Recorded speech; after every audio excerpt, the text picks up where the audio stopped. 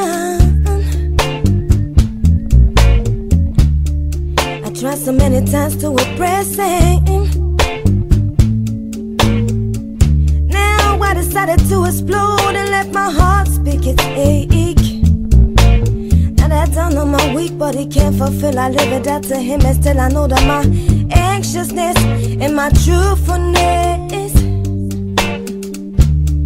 can be paid back with his love. Can be paid back with his love. I live it up to him, live it up. Still I know that my feelings are for no use. He's a player, not yet ready to behave mature. I'm gonna make such chance and not able to see his future. It's good to deceive and it's good for love touch. In spite of my contemplation, I still can get him captured.